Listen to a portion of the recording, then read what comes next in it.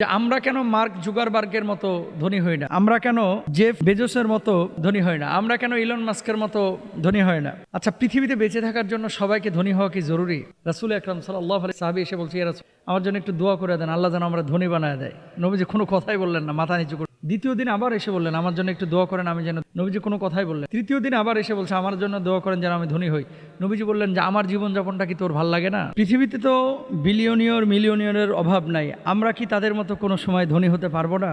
এবং ধনী হওয়ার জন্য বিশেষ কোনো বিষয় আছে কিনা, বিষয় বলতে আমল আছে কিনা। আচ্ছা, ইম্পর্টেন্ট একটা বিষয়, যে আমরা কেন মার্ক জুকারবার্গের মতো ধনী হই না, আমরা কেন জেফ বেজোসের মতো ধনী হয় না, আমরা কেন ইলন মাস্কের মতো ধনী হয় না, আমরা কেন অন্যান্য মুকেশ আম্বানি, তারপরে অন্যান্য যারা শিল্পপতি আছে তাদের মতো ধনী হই না। আচ্ছা, পৃথিবীতে বেঁচে থাকার জন্য সবাইকে ধনী হওয়া কি জরুরি? রাসূল আকরাম সাল্লাল্লাহু আলাইহি ওয়াসাল্লামকে এক সাহাবী এসে বলছে, ইয়া রাসূলুল্লাহ, আমার জন্য একটু দোয়া করে দেন, আল্লাহ যেন আমরা ধনী বানায় দেয়। নবীজি কোনো কথাই বললেন না, মাথা নিচু করে ফেললেন। দ্বিতীয় দিন আবার এসে বললেন, আমার জন্য একটু দোয়া করেন, আমি যেন ধনী হয়ে যাই। নবীজি কোনো কথাই বললেন না। তৃতীয় দিন আবার এসে বলছে, আমার জন্য দোয়া করেন যেন আমি ধনী হই। নবীজি বললেন যে আমার জীবনযাপনটা কি তোর ভাল লাগে না? কি ইয়া রাসূলুল্লাহ, ভালো লাগে, তারপরে আমি একটু ধনী হতে চাই, রিচ হতে চাই। আল্লাহ রাসূল দোয়া করলেন, সঙ্গে সঙ্গে দোয়া কবুল হলো। আগে ছাগলে বাচ্চা দিত, কথার কথা ধরেন 100 বকরির পাল ছিল, ওখান থেকে 70টা 80টা বাচ্চা দিত, আর এখন জোড়ায় জোড়ায় বাচ্চা দেওয়া শুরু হয়েছে। এত ধনী হয়েছে। এই সাহাবী যেখানে 5 ওয়াক্ত নামাজ আগে মসজিদে এসে আদায় করতো, এখন আর মসজিদে আসে না। তার ইন্ডাস্ট্রিয়াল এরিয়ায় সে চলে গেছে, মদিনায় আর থাকে না, অনেক দূরে চলে গেছে। সাহাবীদেরকে জিজ্ঞেস করছে, কি ব্যাপার, তারা আর মসজিদে দেখি না কেন? আল্লাহ রাসূল এখন তো বড় ব্যবসায়ী, আসার সময় পায় না, খালি জুমার দিনে আসে। শেষ পর্যন্ত জাকাত যখন ফরজ হয়েছে, আল্লাহ নবী তার কাছে জাকাত নেওয়ার জন্য পাঠাইছে। সে বলছে, জাকাত কেন আমি দেব? এই সমস্ত ট্যাক্স, কর, এগুলো কি ইসলাম অনুমোদন করে? কয় রাসূল সাল্লাল্লাহু আলাইহি ওয়াসাল্লাম আমাদেরকে পাঠিয়েছে। কয় না, আমি দিতে পারবো না। জাকাতকে অস্বীকার করেছে। সাহাবী হওয়ার পরেও বেঈমান হয়ে কবরে গেছে, বেঈমান হয়ে সাহাবী হওয়ার পরেও, এবং তাকে নিয়ে কোরআনে আয়াত নাজিল হয়েছে। তার মানে কি? কাদাল ফাকরু আই ইয়াকুনাল কুফরা, দারিদ্রতা মানুষকে কখনো কখনো কুফরের দিকে ঠেলে। সত্য, এমন দারিদ্রতা আমরা চাই না, আবার এমন ধনীও আমরা হতে চাই না যেই ধনাঢ্যতা মানুষকে আল্লাহ থেকে বিমুখ করে দেয়। এই জামানা চলতেছে, দেখবেন, যখন আপনি গরিব ছিলেন, যখন আপনি শূন্য ছিলেন, 7-8 হাজার টাকা বেতনেরও চাকরি আপনার ছিল না, তখন আপনি নামাজ পড়তেন ঠিক মতো, আল্লাহকে ডাকতেন ঠিক মতো। আজকে লাখ লাখ টাকা আপনি কামাচ্ছেন, আল্লাহরা বেল দেন না, আল্লাহরা দাম দেন না। তো এমন দারিদ্রতাও আমরা চাই না, এমন ধনাঢ্যতাও আমরা চাই না যেই দারিদ্রতার কারণে কুফুরির পর্যন্ত চলে যায়, আর যেই ধনাঢ্যতার কারণে আপনার মানুষ আল্লাহকে ভুলে যায়। তাহলে কি করতে হবে? মা কল্লা কাফা খয়রুম মিম্মা কাসুরা ওয়া আলহা, যেটা অল্প অথচ প্রয়োজনে যথেষ্ট, এটার উপরে ক্ষান্ত থাকতে হবে। এবার আপনাকে একটা তথ্য দিই, মার্ক জুকারবার্গের চাইতেও আপনি ধনী হতে পারবেন, তারপরে এলন মাস্কের চাইতেও আপনি ধনী হতে পারবেন। একটা পলিসি আজকে আপনাদেরকে বলে দেব। আচ্ছা, এর আগে শুনে নিই যে মার্ক জুকারবার্গের চাইতে আপনি ধনী হবেন কিভাবে, তার সম্পদের পরিমাণ। হুজুর আপনি জানেন? মোল্লা মানুষ, মুন্সি মানুষ, এখন হয়তো বা অনেকে এটা বলবে, আপনি জানেন তাদের সম্পদের পরিমাণ? কারণ কিছু লোক আছে, বুঝছেন, হুজুররা যাই বলুক না কেন, মনে করে হুজুররা তো এগুলো সম্পর্কে কি পড়াশোনা আছে, জানাশোনা আছে।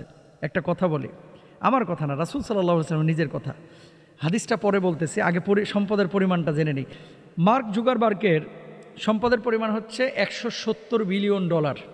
আচ্ছা, তারপরে জেফ বেজোসের $194 বিলিয়ন।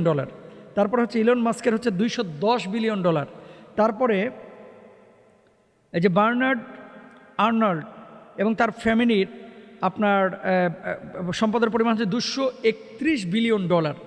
আর রাসূল সাল্লাল্লাহু আলাইহি ওয়াসাল্লাম কী বলছে দেখেন, আল্লাহ রাসূল সাল্লাল্লাহু আলাইহি ওয়াসাল্লাম বলছেন, কেউ যদি ফজরের আগে 2 রাকাত সুন্নাহ নামাজ আদায় করে, দুনিয়াতে এবং আসমানের ওপরে, মানে আসমানের নিচে এবং দুনিয়ার মধ্যে যা কিছু আছে, আল্লাহ তাআলা তার চাইতেও বেশি উত্তম সওয়াবের আল্লাহ তাআলা ব্যবস্থা করে দেবেন। মানে পৃথিবীতে এদের যে সম্পদগুলো, এই সম্পদের চাইতে বেশি সম্পদের সওয়াব আল্লাহ সুবহানাহু ওয়া তাআলা আপনার আমলনামায় দিয়ে দেবে। সুবহানাল্লাহ।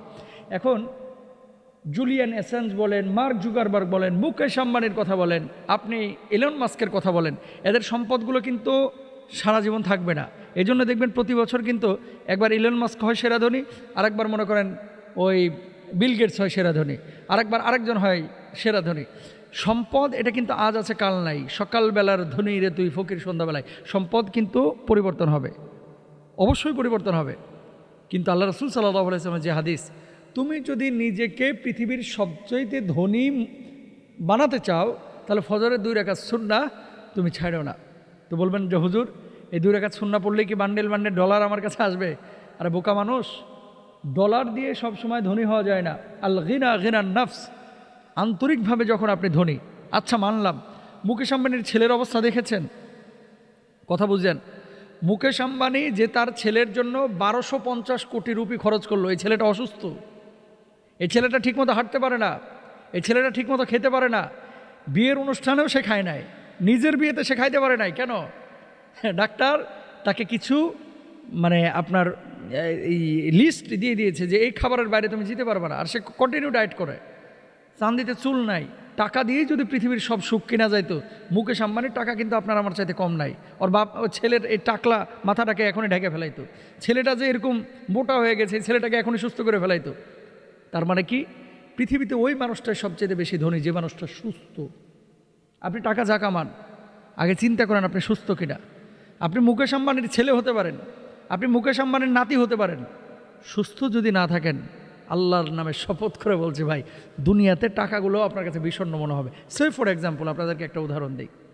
আপনি 104 ডিগ্রি জ্বরে আক্রান্ত, শুয়ে আছেন কাঁথা কম্বল মোড়া দিয়ে, আপনার বউ এসে বলছে এই জামালের আব্বা তোমার জন্য আজকে রোস্ট করলাম, পোলাও করছি, রসগোল্লা আনছি, সাভার থেকে গিয়া জামগড়ার ভালো দইও নিয়েছি, আর আব্বা বাড়ি থেকে দেশি হাঁস পাঠাইছে, 8-9টা আইটেমের একেবারে সেই রকম করে ভুনা করে তরকারি রান্না করে রসগোল্লা দিয়ে জামাই সামনে দিয়েছেন।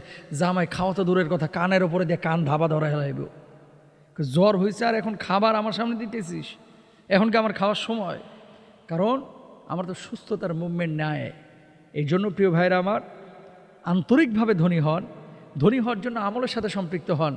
পৃথিবীর বুকে ওই মানুষটাই ধনী যে মানুষটা সুস্থ জীবনযাপন করতেছে।